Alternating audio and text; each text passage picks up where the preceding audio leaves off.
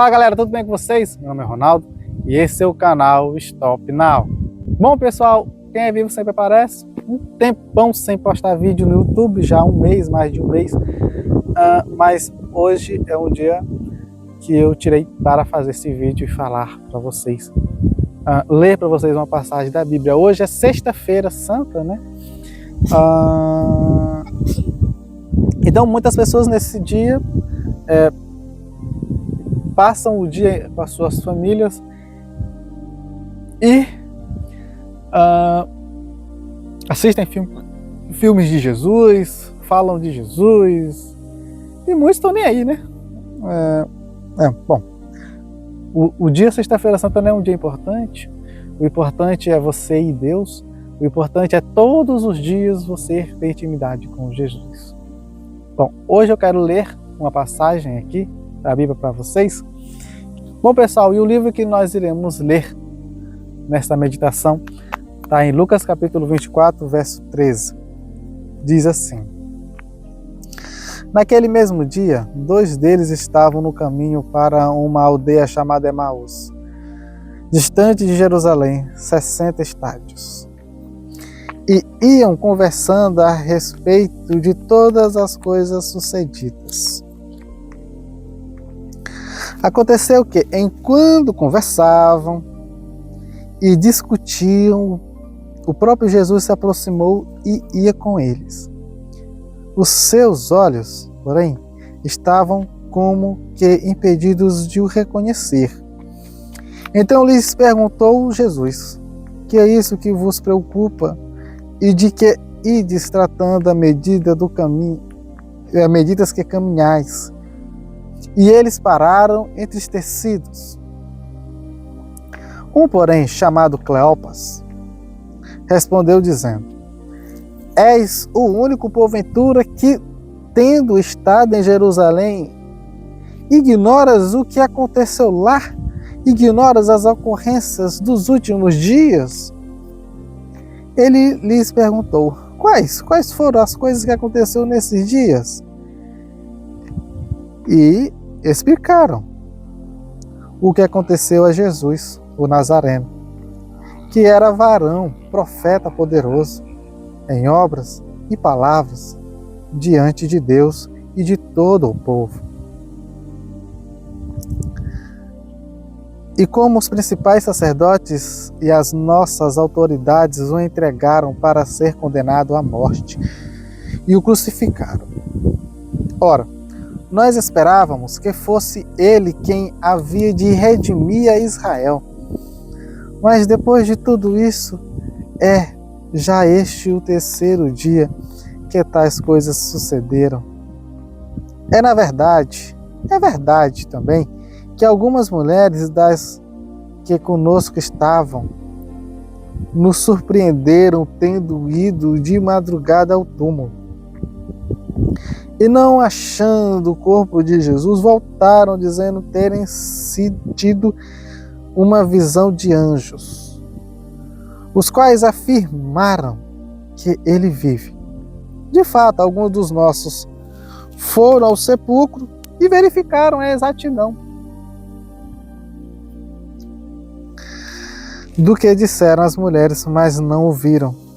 Então lhes disse Jesus: Ó loucos e tardos de coração para ter tudo o que os profetas disseram, para crer tudo o que os profetas disseram. Porventura não convinha que o Cristo padecesse e entrasse na sua glória? E começando por Moisés, discorrendo por todos os profetas, expunharam-lhes o que a seu respeito constava em todas as Escrituras. Quando se aproximavam da aldeia para onde iam, fez ele menção de passar adiante. Mas eles o constrangeram, dizendo: Fica conosco, porque é tarde, e o dia já está acabando. e entrou para ficar com eles. E aconteceu que, quando estavam à mesa, tomando ele o pão, abençoou e tendo partido, lhes deu. Então se lhes abriram os olhos e o reconheceram, mas ele desapareceu da presença deles. E disseram um ao outro: porventura não nos ardia o coração quando ele pelo caminho nos falava, quando nos expunha as Escrituras? E na mesma hora, levantando-se, voltaram para Jerusalém, onde acharam reunidos os 11 e outros com eles, os quais diziam: Senhor ressuscitou e já apareceu a Simão. Então os dois contaram o que lhes acontecera no caminho e como fora por ele reconhecido no partir do pão. Bom, é uma das leituras mais lindas, maravilhosas que tem todo o Evangelho, o caminho de Emaús. Ou existiam duas pessoas andando, uma delas é Cleopas, com certeza aqui estava. Do lado dele era a sua esposa, porque estavam indo para casa. Para quem não sabe, a mulher de Cleopas era a que estava na cruz junto com a irmã de Jesus, com a tia de Jesus e com a mãe de Jesus e com Maria Madalena, está lá escrito. Bom, eles estavam indo para casa e aí viram um homem, mas os seus olhos estavam como escamas e não o reconheceram. E aí começaram a falar, mas Jesus perguntou: o que vocês estão falando, se perguntando, conversando? E eles falaram até de uma maneira arrogante: cara, você não entende. Você é o único de Jerusalém que está vindo de Jerusalém e nunca percebeu o que aconteceu lá, rapaz? Você não sabe o que aconteceu lá? Você é um desinformado? Aí Jesus falou assim: não sei, quais foram, o que foi que aconteceu? Eles falavam: olha, aconteceu isso, ele, tal. O engraçado, interessante, é que quando eles vão explicar sobre Jesus, eles dizem assim, ó. Olha o que eles dizem aqui, ó. Eles falam aqui, ó. Ele diz assim, o verso 19. O que aconteceu a Jesus, o Nazareno, que era varão profeta, poderoso em obras e palavras. Chamou Jesus de profeta. Eles eram seguidores de Jesus e chamaram Jesus de profeta.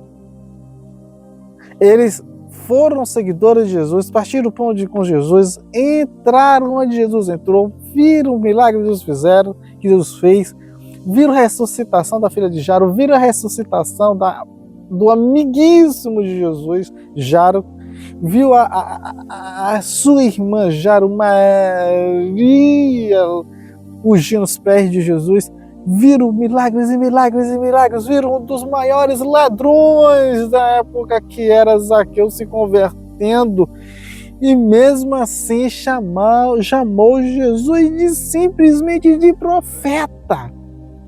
Como os judeus, como os islâmicos chamam Jesus hoje. Ora, eles viram tudo e estão chamando o homem de profeta. E engraçado que, continuando o verso 19, ele já diz aqui. Ele diz aqui: profeta poderoso em obras diante de Deus e de todo o povo, e como os principais sacerdotes, as nossas autoridades o entregaram para ser condenado à morte e o crucificaram. Ora, ele está dizendo aqui, nós esperávamos que fosse ele quem havia de redimir Israel, como os judeus ainda pensam hoje, que vai vir um Messias para redimir eles. Um pensamento totalmente antipático, que só pensa em si. Um pensamento de acepção, que faz acepção de pessoas, que só é si, só esse povo. Um pensamento exclusivista, que só esse povo se salva. Jesus é muito mais do que isso. Jesus não veio libertar um povinho. Uma geração de 19 milhões de pessoas, de 20 milhões de pessoas, de 1 bilhãozinho de pessoas. Jesus veio para libertar todos. E eles não entenderam isso. Estavam zangados, discutindo. Mas Jesus era isso mesmo? Fomos enganados. É isso que o texto está dizendo. Você ainda não compreendeu? Ele está dizendo aqui, olha, nós fomos enganados porque nós pensávamos que ele iria fazer Israel ser grande. Deixar de ser escravo de Roma, deixar de ser um condado de Roma, deixar de ser um estadozinho de Roma. Nós éramos para ser o estado mandante no mundo, o único povo, os escolhidos. O exclusivismo estava na veia deles ainda, porque ainda não tinham reconhecido Jesus. Não entenderam que Jesus era para mais disso. Que Jesus era para muito mais disso. Que o objetivo de Jesus era de salvar de Eva, de Adão, até a última pessoa no planeta que vai morrer até a volta de Jesus. Eles não entenderam isso. Mesmo vendo todos os milagres, eu não estou julgando eles, porque eu poderia fazer e ser do mesmo jeito, porque todos os apóstolos pensavam assim também. Mas aí é o paradoxo de Deus, o paradoxo de Cristo. E é isso que faz Cristo ser Cristo. E é isso que faz Jesus ser grande, porque Ele, onisciente, sabe disso e mesmo assim faz para pessoas como eu e você, que não entende ainda os evangelhos, que não entende ainda a sua vida, mas assim mesmo Ele faz, porque Ele sabe que no final você vai saber. Como eles viram no final, olha, nós estávamos à mesa com Jesus. Onde que é o lugar de mijar? Mija em qualquer lugar aí, Henrique, nós até macho. Hoje, sexta-feira santa, as pessoas se reúnem em famílias para assistir filme, falar, se reunir, bater papo. Bom, eu quero dizer para você que não só hoje, mas como todos os dias da sua vida, tenha Jesus como o seu centro, como a sua chave hermenêutica, como o tudo da sua vida. Ele se sacrificou, morreu por nós, ressuscitou por nós, enfrentou o pecado por nós, venceu o pecado por nós, se humilhou por nós, foi humilhado por nós, se desesperou, suou sangue por nós,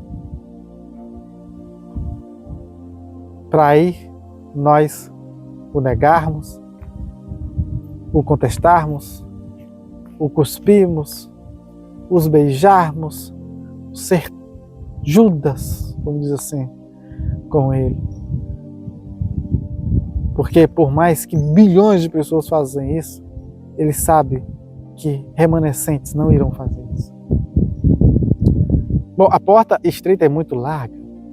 Jesus veio só para os que